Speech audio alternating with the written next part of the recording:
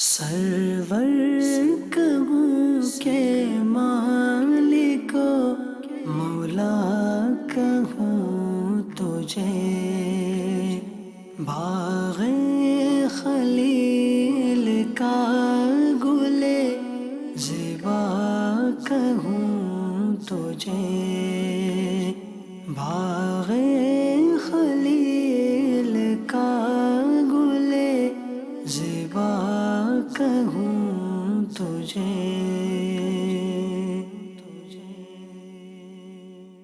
الحمدللہ رب العالمین والصلاة والسلام علی سید الانبیاء والمرسلین، اما بعد فاعوذ باللہ من الشیطان الرجیم، بسم اللہ الرحمن الرحیم۔ محترم ناظرین کرام، ایک دفعہ پھر ہم حاضر ہیں سلسلہ شان محمدی میں۔ اس سلسلے کے اندر امام بوصیری رحمۃ اللہ تعالیٰ علیہ کا مشہور زمانہ قصیدہ محمدیہ بیان کیا جاتا ہے۔ ہر سلسلے کے اندر ہم ایک شعر شامل کرتے ہیں اور اس شعر کو شامل کرتے ہوئے اس کی تشریح ہوتی ہے، اس پر بات کی جاتی ہے۔ اس کے ضمن میں پیارے آقا علیہ الصلوۃ والسلام کے اوصاف بیان کیے جاتے ہیں، آپ کی باتیں ہوتی ہیں، آپ علیہ الصلوۃ والسلام کی یادیں ہوتی ہیں۔ آج ہم نے انتخاب کیا ہے شعر نمبر 8 کا۔ امام بوصیری رحمۃ اللہ تعالی علیہ فرماتے ہیں: محمد دینہ حق ندین بہ، محمد دینہ حق ندین بہ، محمد مشرق حقا علی علمی۔ یعنی رسول اکرم علیہ الصلوۃ والسلام ایک دین لے کر آئے، یعنی دین اسلام، اور وہ سچا دین ہے۔ دینہ حق، وہ سچا دین ہے، ندین بہ، اور الحمدللہ ہم اس دین کے پیروکار ہیں۔ رسول اکرم صلی اللہ علیہ وسلم کی کیا شان ہے؟ دوسرے مصرعے میں ارشاد فرماتے ہیں: محمد مشرق حقا، آپ علیہ الصلوۃ والسلام حق کو ظاہر کرنے والے ہیں، حق کو روشن کرنے والے ہیں اور حق کو پھیلانے والے ہیں۔ علی علم، انتہائی مؤثر طریقے سے کہ دین اسلام جب پھیلنا شروع ہوا تو ہر سمت چھا گیا۔ تو اس شعر کے اندر بنیادی طور پر دو باتیں بیان کی گئیں، یا نمایاں طور پر دو باتیں بیان کی گئیں۔ پہلی بات یہ بیان کی گئی کہ پیارے آقا علیہ الصلوۃ والسلام جو دین لے کر آئے ہیں یہ حق ہے اور ہم اسی کی پیروی کرتے ہیں۔ دین اسلام کی کیا خصوصیات ہیں، دین اسلام کی تعلیمات کے اندر کیا عمدگی ہے، کیا اس کے اندر اسرار پوشیدہ ہیں، اس پر بھی ہم بات کریں گے۔ اور دوسری بات یہ بیان کی کہ اللہ تبارک و تعالیٰ نے اپنے حبیب علیہ الصلوۃ والسلام کو یہ وصف عطا فرمایا ہے کہ آپ سراج منیر ہیں۔ سراج منیر ہیں، اس کا یہاں اس بات سے کیا تعلق؟ جی ہاں، تعلق ہے کہ آپ وہ چراغ ہیں جو روشنی پھیلاتا ہے، روشنی بکھیرتا ہے، معاشرے کو نور سے منور کرتا ہے۔ تو اس لیے فرمایا کہ محمد مشرق حقا، کہ آپ علیہ الصلوۃ والسلام نور پھیلاتے ہیں، حق کو عام کرتے ہیں اور معاشرے کے اندر روشنی بکھیرتے ہیں، اجالا ہو جاتا ہے آپ کے آنے سے۔ شاعر کہتا ہے کہ بزم کونین سجانے کے لیے آپ آئے، بزم کونین سجانے کے لیے آپ آئے، شمع توحید جلانے کے لیے آپ آئے۔ ایک پیغام جو ہر دل میں اجالا کر دے، ایک پیغام جو ہر دل میں اجالا کر دے، ساری دنیا کو سنانے کے لیے آپ آئے۔ ایک مدت سے بھٹکتے ہوئے انسانوں کو، ایک مدت سے بھٹکتے ہوئے انسانوں کو ایک مرکز پہ بلانے کے لیے آپ آئے۔ ناخدا بن کے ابلتے ہوئے طوفانوں میں، ناخدا بن کے ابلتے ہوئے طوفانوں میں کشتیاں پار لگانے کے لیے آپ آئے۔ قافلے والے بھٹک جائیں نہ منزل سے کہیں، قافلے والے بھٹک جائیں نہ منزل سے کہیں، دور تک راہ دکھانے کے لیے آپ آئے، دور تک راہ دکھانے کے لیے آپ آئے۔ چشم بیدار کو اسرار خدائی بخشے، سونے والوں کو جگانے کے لیے آپ آئے۔ اللہ اکبر!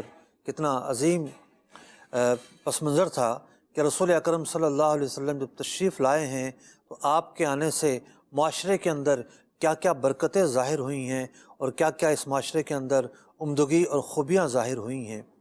اس شعر کے اندر امام بوصیری رحمۃ اللہ تعالیٰ علیہ نے جو الفاظ استعمال کیے ان میں سے ایک لفظ دین مذہب کو کہتے ہیں۔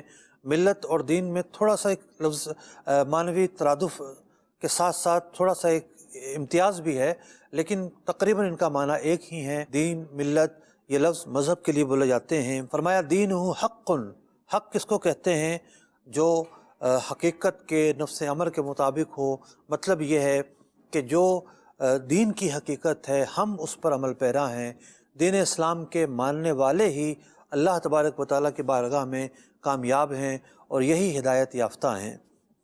ایک اور لفظ ندین بہی، یعنی ہم اس کے عمل پیرا ہیں، ہم اس دین پر عمل کرتے ہیں۔ مشرک کا معنی ہے ظاہر کرنے والا، قاف ہے، یہ دو نقطے والا کاف ہے، ظاہر کرنے والا، روشنی پھیلانے والا، علم نشانی کو کہتے ہیں۔ یعنی رسول اکرم صلی اللہ علیہ وسلم جب اسلام کا علم لے کر نکلے تو یہ اسلام پھیلتا چلا گیا، عام ہوتا چلا گیا، اور اسلام ایک حقیقت ہے، ایک ایسی حقیقت ہے جسے جھٹلایا نہیں جا سکتا اور جسے پس پشت نہیں ڈالا جا سکتا۔ تو رسول اکرم صلی اللہ علیہ وسلم کی ہم شکر گزار ہیں کہ آپ نے ہمیں اسلام دیا، آپ نے ہمیں ایمان بخشا، آپ نے ہمیں اللہ تبارک و تعالیٰ کی معرفت بتائی، آپ صلی اللہ علیہ وسلم نے ہمیں حق کا راستہ بتایا، حق کے راستے پر چلایا، اور آپ ہی کی تعلیمات سے لوگ حق پر چل کر ہادی بھی بن گئے، مہتدی بھی بن گئے۔ تو رسول اکرم علیہ الصلوۃ والسلام کی یہاں اس صفت کا بیان ہو رہا ہے کہ پیارے آقا علیہ الصلوۃ والسلام اسلام لے کر آئے، اسلام کی تعلیمات لے کر آئے، اللہ کی طرف بلایا، آپ نے حق کی طرف بلایا۔ تو ہم بحیثیت امتی نبی اکرم علیہ الصلوۃ والسلام کے شکر گزار ہیں، اور یہ دین حق ہے، دین باطل نہیں ہے۔ یہاں کوئی شائبہ نہیں ہے، کوئی شک نہیں ہے، کوئی کسی قسم کا خلل نہیں ہے، یہ سیدھا راستہ ہے، صراط مستقیم کا راستہ ہے۔ اللہ رب العزت قرآن مجید فرقان حمید میں ارشاد فرماتا ہے فَهَدَى اللَّهُ الَّذِينَ آمَنُوا، اللہ تبارک و تعالیٰ نے ہدایت دی ان لوگوں کو جو ایمان لے کر آئے، لِمَا اخْتَلَفُوا فِيهِ مِنَ الْحَقِّ، حالانکہ کیفیت یہ تھی کہ لوگ حق کے بارے میں اختلاف کا شکار تھے۔ کوئی کہتا تھا حق یہ ہے، کوئی کہتا تھا حق یہ ہے۔ یہودی اپنے محرف دین کو حق کہتے تھے، نصارہ اپنے محرف دین کو حق کہتے تھے۔ اللہ تعالیٰ ارشاد فرما رہا ہے فَهَدَى اللَّهُ الَّذِينَ آمَنُوا، اللہ تعالیٰ نے ہدایت بخشی ان لوگوں کو کہ جو ایمان لائے، اسلام میں داخل ہوئے، اس سے پہلے تو اختلاف میں مبتلا تھے۔ فرمایا بیزنی ہی، یہ سب اللہ کا کرم ہے، اللہ کا احسان ہے۔ واللہ یہدی من یشاء الی صراط مستقیم، اور اللہ تعالیٰ جسے چاہتا ہے صراط مستقیم کا راستہ اسے دکھاتا ہے۔ حضور اکرم علیہ الصلوۃ والسلام آپ کے متعلق قرآن مجید فرقان حمید میں ارشاد ہوا هو الذی ارسل رسولہ بالہدی ودین الحق، اور اللہ تعالیٰ ہی ہے جس نے اپنے محبوب علیہ الصلوۃ والسلام کو مبعوث کیا ہدایت کے ساتھ اور دین حق کے ساتھ، لیظہرہ علی الدین کلہ، تاکہ آپ کا دین غالب آ جائے، تاکہ آپ ہی کا دین چھا جائے۔ ولو کرہ المشرکون، مشرکوں کو یہ بات اگر بری لگتی ہے تو لگتی رہے۔ تو رسول اکرم علیہ الصلوۃ والسلام دین حق لے کر آئے ہیں، رسول اکرم علیہ الصلوۃ والسلام ہدایت لے کر آئے ہیں، اور اللہ رب العزت پیارے آقا علیہ الصلوۃ والسلام کی بعثت کے اس مقصد کو مختلف آیات میں بیان کرتا ہے، اور واضح طور پر قرآن نے بیان کر دیا کہ اسلام کے علاوہ اب کوئی اور دین جو ہے وہ قابل عمل نہیں ہے، قابل قبول نہیں ہے۔ فرمایا گیا وَمَن يَبْتَغِي غَيْرَ الْإِسْلَامِ دِينًا، جو اسلام کے علاوہ کسی اور مذہب کو دین بنانا چاہے تو اس کا یہ عمل قبول نہیں کیا جائے گا۔ وَهُوَ فِي الْآخِرَةِ مِنَ الْخَاسِرِينَ، ایسا شخص نقصان اٹھانے والوں میں سے ہوگا، گھاٹے کا سودا کرنے والوں میں سے ہوگا۔ تو دین اسلام، ایسا دین اسلام جو غالب آ چکا، اب سکہ اگر چلے گا، اب تعلیمات اگر چلیں گی، اب حکم اگر چلے گا تو وہی حکم ہوگا، وہی حکم اب قابل عمل ہوگا کہ جو اللہ تعالیٰ نے اپنے محبوب علیہ الصلاۃ والسلام کے ذریعے ہمیں بتایا ہے، جو قرآن نے ہمیں بتایا ہے، جو رسول اکرم نور مجسم صلی اللہ علیہ وسلم کی زبان اطہر سے ادا ہوا ہے۔ تو دین اسلام کی جو خصوصیات ہیں ان میں سے ایک خصوصیت یہ ہے کہ یہ دین بقایا سابقہ ادیان کے لیے ناسخ ہے۔ اب وہی بات چلے گی جو قرآن نے بیان کر دی، حدیث نبوی نے بیان کر دی۔ اس کے علاوہ اس دین متین کے اندر اور کیا خصوصیات ہیں، کیا خوبیاں ہیں؟ ایک خوبی یہ ہے کہ یہ دین جامع اور مکمل ہے۔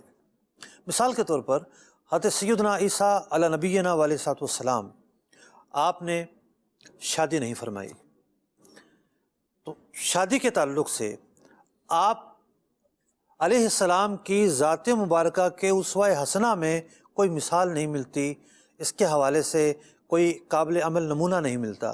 اس کے برخلاف رسول اکرم صلی اللہ علیہ وسلم کا جو دین ہے یہ دین کامل ہے، جامع دین ہے۔ یہ دین ہر شعبے کے اعتبار سے رہنمائی کرتا ہے، کوئی گوشہ، کوئی پہلو، کوئی زاویہ ایسا نہیں ہے کہ جہاں دین کی تعلیمات ہمیں نہ ملتی ہوں۔ رسول اکرم صلی اللہ علیہ وسلم نے تو یہاں تک بتایا کہ سوتے وقت چراغ کے ساتھ کیا کرنا چاہیے، بجھا دینا چاہیے۔ آپ علیہ الصلوۃ والسلام نے کیا معاشرت، کیا قبائلی اور آئلی زندگی، کیا عبادات، کیا لین دین، کیا وراثت و ترکہ، تمام کے تمام امور کے حوالے سے ہماری رہنمائی کی۔ تو یہ دین اسلام ایک جامع دین ہے، ایک مکمل دین ہے، اور خود اللہ رب العزت نے قرآن مجید فرقان حمید میں بیان کر دیا، الیوم اکملت لکم دینکم، آج کے دن میں نے دین کو مکمل کر دیا، کامل کر دیا، واتممت علیکم نعمتی، اور اپنی جو نعمت ہے اس کی تکمیل کر دی، وردیت لکم الاسلام دینا، اور اب دین اسلام ہی پسندیدہ مذہب ہے، اور دین اسلام ہی اللہ تبارک و تعالیٰ کی رضامندی کا سبب ہے۔ تو دین اسلام کی ایک خصوصیت یہ کہ یہ کامل دین ہے، ہر پہلو، ہر زاویے، ہر گوشے اور ہر جو زندگی کا گوشہ ہے، زندگی گزارنے کا طریقہ ہے، زندگی گزارنے کا موڑ ہے، وہاں دین اسلام ہماری رہنمائی کرتا ہے۔ بچہ پیدا ہوتا ہے، کیا کرنا ہے، اذان دینی ہے، کس طرح دینی ہے، عقیقہ کرنا ہے، کس طرح کرنا ہے، نام رکھنا ہے، کس طرح رکھنا ہے، بچے کو دودھ پلانا ہے، اس کے کیا مسائل، ماں کو نفقہ ملنا ہے، اس کے کیا مسائل، دایا کے پاس بھیجنا ہے، اس کے کیا مسائل، جناب بچہ آپریشن سے ہوتا ہے، خرچہ کون دے گا، اس کے کیا مسائل، اس کے بعد جناب بچے کی پرورش، بچے کی تربیت، طلاق ہو جاتی ہے، 9 سال تک لڑکی کس کے پاس رہے گی، 7 سال تک لڑکا کس کے پاس رہے گا، بچہ پیدا ہوا، بالغ ہونے کے قریب ہے، مراہق ہو چکا ہے، اس کے کیا احکامات، بالغ ہو گیا ہے، اب اس کے کیا احکامات، یہ کسان بنا ہے کس طریقے سے کام لے گا، یہ تاجر بنا ہے اس کے لیے کیا احکامات، یہ ایک ملازم پیشہ فرد ہے اس کے لیے کیا احکامات، یہ ایک ٹیچر ہے اس کے لیے کیا احکامات، یہ ایک باپ ہے اس کے لیے کیا احکامات، یہ ایک افسر ہے، یہ صاحب منصب ہے اس کے لیے کیا احکامات، یہ سپہ سالار بنا اس کے لیے کیا احکامات، یہ قاضی بنا، جج بنا، حاکم بنا، اس کے لیے کیا احکامات، یہ بوڑھا ہو گیا، کما نہیں سکتا، اس کے لیے کیا احکامات، یہ مر گیا، اب اس کی باڈی کے لیے کیا احکامات، اس کے چھوڑے ہوئے مال کے لیے کیا احکامات، پیدا ہونے سے لے کر قبر میں اترنے تک شریعت کی تعلیمات، شریعت کا نظام، شریعت کی باتیں، کہیں ایسا موڑ نہیں ہے کہ جو ہمیں رہنمائی فراہم نہ کرتی ہوں، جو ہمیں ہدایت فراہم نہ کرتی ہوں، جو ہمیں لے کے نہ چلتی ہوں۔ دین اسلام ہر اعتبار سے ہماری جامع طریقے سے رہنمائی کرتا ہے۔ دین اسلام کی ایک خصوصیت یہ ہے کہ یہ دین اعتدال پر مبنی ہے۔ اس دین کے اندر حقوق کا تحفظ ہے۔ یہ دین اگر مزدور کے حقوق بیان کرتا ہے تو آجر کے بھی حقوق بیان کرتا ہے، یعنی سیٹ کے بھی حقوق بیان کرتا ہے۔ یہ دین اگر خریدار کے حقوق بیان کرتا ہے تو مال بیچنے والے کی بھی حقوق بیان کرتا ہے۔ یہ دین اگر قاضی کے متعلق احکامات بیان کرتا ہے تو جو ایک سائل آیا ہے اس کے ساتھ کیا رویہ رکھا جائے اس کے بھی احکامات بیان کرتا ہے۔ یہ دین اسلام اولاد کے حقوق بیان کرتا ہے تو یہ دین اسلام والدین کے بھی حقوق بیان کرتا ہے۔ دین اسلام کے اندر اعتدال ہی اعتدال ہے۔ جس سمجھ جائیے، جس روح دیکھیے، جس چیپٹر کو اٹھائیے، جس باب کو کھولیے، آپ کو اعتدال نظر آئے گا۔ اس دین کے اندر اعتدال کی ایک اعلیٰ مثال یہ ہے کہ امام غزالی رحمۃ اللہ تعالیٰ علیہ نے لکھا کہ شریعت کے نازل ہونے کا مقصد کیا ہے؟ 5 چیزوں کا تحفظ۔ سب سے پہلے تو حفظ دین۔ شریعت کی جو تعلیمات ہیں وہ کیا کہتی ہیں؟ دین کی حفاظت ہو، بندہ شرک کے قریب نہ جائے، بندہ حقوق جو نبوی ہیں وہ پورا کرے، ضروریات دین جو ہیں ان کو پورا کرے، ان کا محافظ بن کر رہے۔ تو دین کی جو تعلیمات ہیں سب سے پہلے حفظ دین سکھاتی ہیں۔ نمبر 2، حفظ عقل سکھاتی ہیں کہ انسان کی عقل سلامت رہے شراب نوشی سے، نشے سے۔ اسی لیے منع کیا گیا کہ انسانی عقل کو خلل نہ پہنچے اور یہ بہرہ روی کا شکار نہ ہو، اسے ماں بہن کی تمیز نہ رہے، ایسا کہیں نہ ہو جائے، اس کی عقل سلامت رہے۔ نمبر 3، اس کا نسب سلامت رہے۔ دین اسلام زنا کے قریب جانے سے روکتا ہے، جو چیزیں زنا کے قریب لے جانے والی ہوتی ہیں ان سے بھی روکتا ہے، کیونکہ جب بندہ ان چیزوں کے قریب چلا جاتا ہے تو پھر زنا سے بچنا بہت مشکل ہوتا ہے، اور جب زنا کا مرتکب ہوتا ہے تو پھر نسب خراب ہوتا ہے، اور دیگر ضلالتیں، رسوائیاں اور عزت کا خراب ہونا جو پایا جاتا ہے وہ ساری کی ساری خرابیاں اپنی جگہ پر، لیکن نسب کا خراب ہونا ایک بڑی خرابی ہے۔ تو دین اسلام نے زنا سے روکا، مقصد کیا؟ نسب سلامت رہے۔ دین اسلام جان کی حفاظت کا درس دیتا ہے، پورا نظام موجود ہے کہ قتل کرے تو کیا احکامات، انگلی توڑ دے کیا احکامات، آنکھ پھوڑ دے کیا احکامات۔ تو انسانی نفس کی، انسانی جان کی تحفظ کی تمام جو صورتیں ہیں دین اسلام نے بیان کر رکھی ہیں۔ تو یہاں حقوق کا تحفظ ہے، یہاں جان کا تحفظ ہے، اور 5ویں بات یہ بیان کی کہ دین اس لیے نازل ہوا کہ اموال کی حفاظت ہو۔ اب دیکھیے آپ، چوری اور ڈاکہ تو ایسی چیزیں ہیں جو ہمیں نظر آ رہی ہوتی ہیں، بددیانتی ایسی چیز ہے جو ہمیں نظر آ رہی ہوتی ہے کہ جناب یہ اعمال کرنے والا دوسرے کے مال کو ہتھیاتا ہے اور اس کو ایک پر ایک غاصبانہ تصرف کرتا ہے۔ لیکن اگر لین دین کے پورے نظام کو دیکھا جائے، تجارت کو آپ دیکھ لیں کہ جناب تجارت جب ہو تو چیز متعین ہونی چاہیے، معلوم ہونا چاہیے کہ چیز ہے کیا، کس شیپ کی ہے، کتنی ہے، کوانٹٹی کیا ہے۔ یہ تعلیمات ہیں، یہ کیوں بیان کی گئی؟ تاکہ جو خریدار ہے اس کے رائٹس متاثر نہ ہوں۔ یہ مالی لین دین کے اندر رائٹس کے حوالے سے ایک مثال ہے۔ اس طریقے سے جو اسلام کی تعلیمات ہیں، من جملہ تعلیمات ہمارے حقوق کا تحفظ کرتی ہیں، ہمارے جانوں کا تحفظ کرتی ہیں، ہماری عقلوں کا تحفظ کرتی ہیں، ہمارے نسب کا تحفظ کرتی ہیں۔ اس کی تعلیمات کے اندر، دین اسلام کی تعلیمات کے اندر اعتدال ہی اعتدال ہے، ہمارے ہی اپنے حقوق کا تحفظ ہے۔ بات ہو رہی ہے دین اسلام کی خصوصیات کی۔ دین اسلام کی کیا خصوصیات ہیں؟ ایک خصوصیت یہ ہے کہ یہ دین فطرت ہے، کسی ایسی بات کا حکم نہیں دیتا جو فطرت کے خلاف ہو۔ ہم دیکھتے ہیں کہ بہت سارے لوگ ایسے ہیں کہ جو مذہب کے نام پہ نہ جانے کیا کچھ کرتے ہیں، مذہب کے نام پہ ظلم کرتے ہیں، مذہب کے نام پر لا یعنی کاموں میں مبتلا ہوتے ہیں، نہ جانے کیا کچھ کرتے ہیں۔ لیکن دین اسلام کی تعلیمات وہی تعلیمات ہیں کہ جو ایک فطرت تقاضا کر رہی ہوتی ہے۔ دین اسلام نے سچ بولنے کی تاکید کی، دین اسلام نے وعدہ کی پاسداری کا حکم دیا، دین اسلام نے اموال کے تحفظ کا حکم دیا، دین اسلام نے بچوں کے ساتھ، بوڑھوں کے ساتھ مشفقانہ رویے سے پیش آنے کا حکم دیا۔ یہ ساری باتیں کیا ہیں؟ فطرت یہی چاہتی ہے کہ بوڑھوں کے ساتھ اس انداز میں پیش آیا جائے، بچوں کے ساتھ اس انداز میں پیش آیا جائے۔ تو دین اسلام کے جتنے بھی پہلو ہیں ان سب کو آپ اٹھائیے، آپ کو ایک بات ملے گی کہ کامن سینس کے خلاف کہیں سے بھی کوئی چیز اسلام کی تعلیمات میں نہیں ہے۔ یہ الگ بات ہے کہ کسی کا کامن سینس ہی بگڑا ہوا ہو اور اسے رائے کے بجائے پہاڑ نظر آ رہا ہو تو یہ اب اس کی خرابی ہے۔ یہی وجہ ہے کہ جب سے قرآن پاک نازل ہوا ہے اور آج تک صدیاں گزر گئی ہیں، کوئی بھی ایسا موقع نہیں آیا کہ یہ کہا جا سکے کہ اب دین اسلام کی یہ تعلیمات ناقابل عمل ہیں۔ بالکل نہیں، ایسا ممکن ہی نہیں، بلکہ ہر دور کے اندر، ہر ملک کے اندر، جغرافیائی اعتبار سے ہر خطے میں، ہر قصبے میں، ہر ملک میں، ہر علاقے کے اندر دین اسلام کی تعلیمات قابل عمل ہے، کیونکہ یہ آفاقی مذہب ہے، فطرت کے عین مطابق ہے۔ تو یہ جو وصف ہے یہ اور ادیان میں ہمیں نظر نہیں آتا۔ دین اسلام کی خصوصیات پر بات ہو رہی ہے۔ ایک خصوصیت یہ ہے کہ یہ دین قابل عمل ہے، کوئی بھی हुक्म ऐसा नहीं है कि बंदे को उसकी ताकत ना हो। बंदों की ताकत से बढ़कर कोई हुक्म नहीं दिया गया। यानी ऐसा नहीं है दीन ने हुक्म दिया कि जाओ और कानों में जाकर बैठ जाओ, गारों में जाकर बैठ जाओ और रूहबानियत की ज़िंदगी इख्तियार कर लो और किसी लजीज चीज़ के करीब ना जाओ। ऐसा भी नहीं है कि दीन इस्लाम ने बुरी बातों का हुक्म दिया हो, सख्त बातों का हुक्म दिया हो। दीन इस्लाम की तमाम जो तालीमात हैं ये काबिल अमल हैं। अल्लाह रब्बुल इज़्ज़त कुरान मजीद फ़ुरक़ान हमीद में इरशाद फरमाता है, ला युकल्लिफुल्लाहु नफ्सन इल्ला वुस्अहा, कि अल्लाह ताला बंदों पर उतना ही बोझ लाता है कि जितनी उनको ताकत है, जितना काम वो कर सकते हैं उसके मुताबिक उन्हें अहकामात दिए जाते हैं।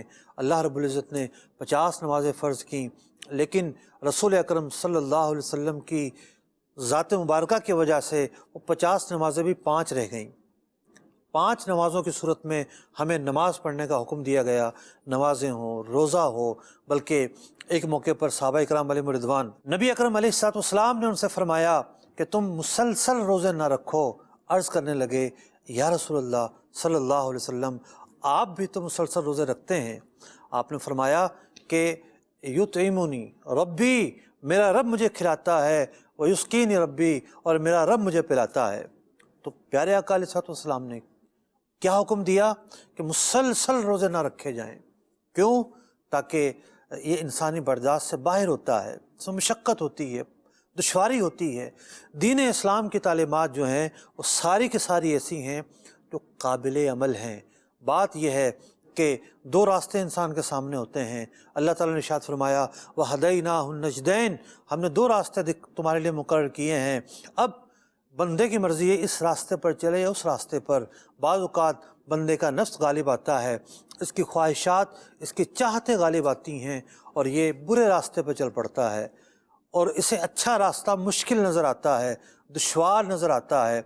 जिस तरीके से फ़जर की नमाज़ पढ़ना नमाजी के लिए बड़ा ही सहल और बड़ा ही आसान होता है, लेकिन जिसकी आदत नहीं है, जो नमाज नहीं पढ़ता, फ़जर में उठना उसके लिए इंतहाई दुश्वार काम होता है।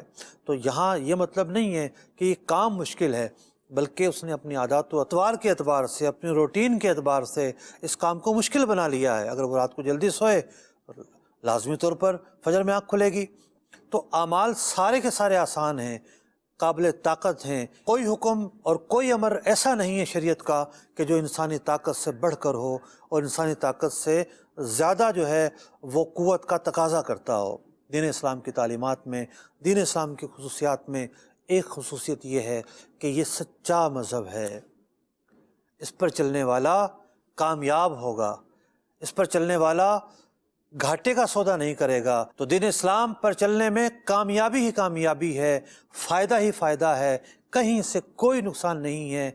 आंखें बंद करके सीधा बंदा चलता चला जाए, फ़ायदा ही फ़ायदा है। अल्लाह तबारक व तआला दीन इस्लाम के साथ मरते दम तक हमें वाबस्ता रखे और इस दीन मतीन की बरकतों से हमें माला माल फरमाए। इमाम बुसीरी रहमतुल्लाह तआला अलैह अपने दूसरे मिसरे में इरशाद फरमाते हैं, मुहम्मदुन मुशरिकुन हक्कन अला अलमी, के हुजूर अलैहिस्सलातु वस्सलाम हक़ को वाज़ेह करने वाले हैं, ज़्यादा वाज़ेह करने वाले हैं। तो नबी अकरम अलैहिस्सलातु वस्सलाम आपकी एक खुसूसियत कुरान मजीद फ़ुरक़ान हमीद ने बयान की। वो क्या बयान की? या अय्युहन नबिय्यु इन्ना अरसलनाका शाहिदन व मुबश्शिरन व नज़ीरा, ए महबूब अलैहिस्सलातु वस्सलाम, हमने आपको गैब की ख़बरें देने वाला बनाकर भेजा, हमने आपको शाहिद और मुबश्शिर बनाकर भेजा। आप खुशखबरी सुनाते हैं, आप अपने उम्मतियों के लिए बतौर गवाह क़यामत में तशरीफ़ लाएंगे और आप डर सुनाने वाले हैं।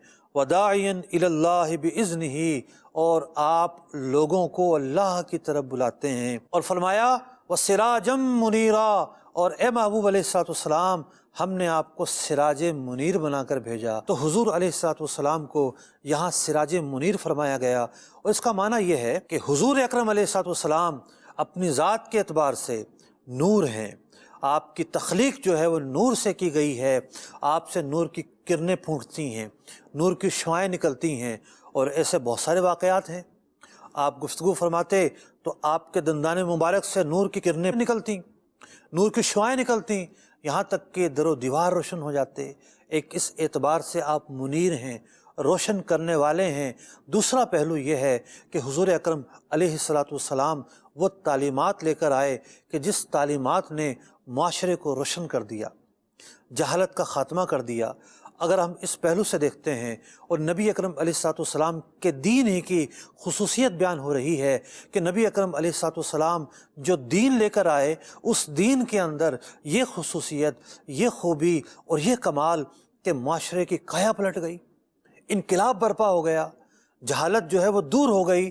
ہم دیکھتے ہیں کہ کیا عرب کے قبائل صدیوں سے لڑتے آ رہے تھے، سال ہا سال سے ان کے درمیان جنگیں ہوا کرتی تھیں، لیکن نبی اکرم علیہ الصلاۃ والسلام کی مختصر تربیت سے وہ لوگ آپس میں بھائی بھائی بن جاتے ہیں۔ وہ عرب معاشرہ کہ جہاں بیٹی کو پیدا ہوتے ہی زندہ گاڑ دیا جاتا تھا، قرآن پاک کی آیات نازل ہوتی ہیں، اسی عورت کے متعلق حقوق بیان کیے جاتے ہیں کہ جب یہ تمہاری ماں ہو اس کے کیا حقوق ہیں، جب یہ تمہاری بہن ہو اس کے کیا حقوق ہیں، جب یہ تمہاری بیوی ہو اس کے کیا حقوق ہیں۔ عورت کسی بھی کریکٹر میں ہو، کسی بھی کردار کی حامل ہو، یعنی وہ ماں ہے یا بیٹی ہے یا بہن ہے یا بیوی ہے، تمام کے تمام زاویوں سے رسول اکرم صلی اللہ علیہ وسلم کا جو دین ہے ان کے حقوق بیان کرتا ہے۔ وراثت میں لڑکیوں کو حصہ دینا اہل عرب کے ہاں متصور ہی نہیں تھا۔ ان کے ہاں تو یہاں تک معاملہ تھا کہ کسی کی سوتیلی ماں ہوتی اور باپ کا انتقال ہو جاتا تو وہ سوتیلی ماں کو اپنے نکاح میں لے آتا تھا، اس کا سارا جو ہے وہ مال و اسباب اس پر قبضہ کر لیا کرتا تھا۔ تو بات یہ ہے کہ دین اسلام کی تعلیمات نے لوگوں کو حقوق دیے، خاص طور پر کمزور لوگوں کو حقوق دیے۔ رسول اکرم صلی اللہ علیہ وسلم نے غلاموں کے حقوق بیان فرمائے، ان کے ساتھ اچھے رویے سے پیش آنے کا حکم دیا۔ ایک صحابی کو غلام عطا کیا، فرمایا ٹھہرو، میں اس کے ساتھ بھلائی سے پیش آنے کی نصیحت کرتا ہوں۔ یہ گئے، اپنی زوجہ کو کہا کہ رسول اکرم صلی اللہ علیہ وسلم نے مجھے یوں ارشاد فرمایا ہے۔ اب اس کے ساتھ بھلائی کیا ہو سکتی تھی؟ اسے اچھا کھلایا جاتا، اچھا پلایا جاتا، اچھا پہنایا جاتا، اس سے اتنا کام لیا جاتا جو اس کی طاقت سے باہر نہ ہوتا۔ یہ اس کے ساتھ بھلائی کی صورت تھی، اس کے ساتھ آرام کا خیال رکھا جاتا۔ لیکن ان کی زوجہ کہنے لگی ٹھیک ہے، اس کے ساتھ اگر بھلائی کرنی ہے تو سب سے بڑھ کر تو بھلائی یہ ہے ہم اسے آزاد کر دیتے ہیں۔ ایک صحابی رضی اللہ تعالیٰ عنہ اپنے غلام کو ایک مرتبہ ڈانٹتے ہیں، نبی اکرم علیہ السلام نے انہیں تنبیہ فرمائی، عرض گزار ہوتے ہیں یا رسول اللہ صلی اللہ علیہ وسلم مجھ سے غلطی ہوئی ہے تو کیا اب میں اس کو آزاد کر دوں؟ پیارے آقا علیہ السلام نے اسے پسند فرمایا۔ نے غلام کے ساتھ جو ایک کم تر سمجھا جانے والا ایک کریکٹر تھا، جس کی اپنی کوئی زندگی نہیں تھی، صرف اور صرف اس نے پوری زندگی نوکر، اور جو نوکر کا تصور ہمارے ذہن میں آج ہے، آج کے معاشرے میں ہے، ایسا تصور تو غلاموں کے متعلق تھا ہی نہیں۔ اور نوکر تو کیا چیز ہے، یوں سمجھیے اس معاشرے کے اندر اسے انسان سمجھا ہی نہیں جاتا تھا۔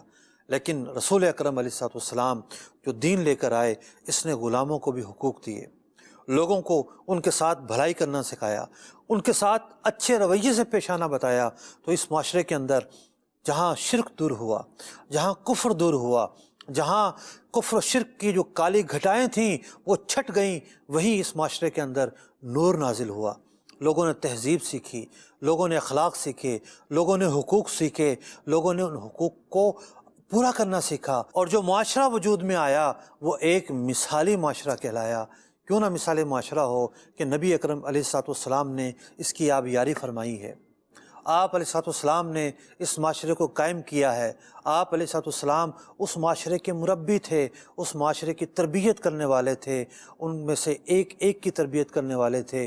آپ کی تعلیمات ان کے گھروں کے اندر جو کچھ ہوتا ہے اس پر بھی مشتمل ہیں، گھروں سے باہر جو کچھ ہوتا ہے اس پر بھی مشتمل ہے۔ آپ کی تعلیمات قبر میں جانے پر بھی مشتمل ہے، پیدا ہونے پر بھی مشتمل ہے۔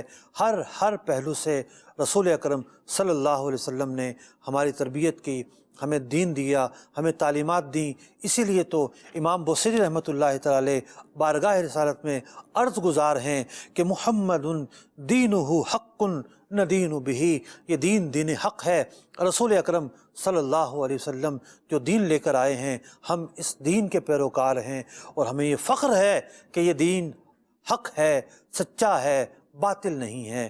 اور یہ دین کیا شان ہے اس کی کہ محمد مشرک حقاً، رسول اکرم صلی اللہ علیہ وسلم نے خود تکالیف برداشت کی، خود اذیت برداشت کی، خود نہ جانے کتنی مصیبتوں کا سامنا کیا، کتنی پریشانیوں کا سامنا کیا، لیکن پیارے آقا علیہ الصلوۃ والسلام کے قدم حق پر جمے رہے، قدم حق پر کھڑے رہے، اور آپ نے اسلام کے اس پودے کو جو ہے وہ تناور درخت بنا دیا۔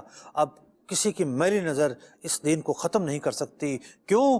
اس دین کی نگہبانی کرنے والے رسول اکرم صلی اللہ علیہ وسلم ہیں۔ تو محمد مشرق حقا علی علمی، یہ علم رسول اکرم صلی اللہ علیہ وسلم نے بلند کیا ہے اور یہ بلند ہی رہے گا۔ اللہ تعالی ہمیں اس دین پر قائم رکھے۔ اعلیٰ حضرت امام اہل سنت رضی اللہ تعالیٰ عنہ بارگاہ رسالت میں کیا بیان کرتے ہیں؟ تو نے اسلام دیا، تو نے جماعت میں لیا۔ یا رسول اللہ صلی اللہ علیہ وسلم، آپ ہی کے احسانات ہیں، آپ ہی کی کرم نوازی ہے کہ تو نے اسلام دیا، تو نے جماعت میں لیا۔ تو کریم، اب کوئی پھرتا ہے عطیہ تیرا۔ کریموں کی تو یہ شان نہیں ہے کہ وہ تحفہ دے کے واپس لیں، تو آپ نے اسلام دیا ہے یا رسول اللہ صلی اللہ علیہ وسلم، کریموں کی یہ شان نہیں کہ تحفہ دے کر واپس لیں، تو کریم، اب کوئی پھرتا ہے عطیہ تیرا، اب یہ عطیہ پھر نہیں سکتا۔ اب آپ کی نگاہ رحمت سے ہم اس دین پر مرتے دم تک قائم رہیں گے، سلامت رہیں گے۔ تو رسول اکرم صلی اللہ علیہ وسلم کے جو احسانات ہیں وہ بے پناہ ہیں ہمارے اوپر۔ اس میں سے سب سے بڑا جو احسان ہے وہ دین اسلام کی نعمت ہمیں عطا کرنا ہے، اپنے دامن میں لینا ہے، اپنے امتیوں میں شمار کرنا ہے کہ وہ امتی کا شرف جس کی تمنا انبیاء کریں، اللہ تعالیٰ کے کرم سے رسول اکرم صلی اللہ علیہ وسلم نے یہ شرف ہمیں عطا کیا کہ ہمارا شمار آپ کے امتیوں میں ہیں۔ اللہ تبارک و تعالیٰ سے دعا ہے کہ اللہ تبارک و تعالیٰ ہمیں مرتے دم تک اسلام پر ثابت قدم رکھے، ہمارا خاتمہ بالخیر ہو۔ آمین بجاہ النبی الامین صلی اللہ تعالیٰ علیہ وسلم۔ مخلوق کو معلوم ہو کیا ان کی حقیقت، مخلوق کو معلوم ہو کیا ان کی حقیقت، رب عز و جل جانتا ہے شان محمد، رب عز و جل جانتا ہے شان محمد، رب عز و جل جانتا ہے شان محمد۔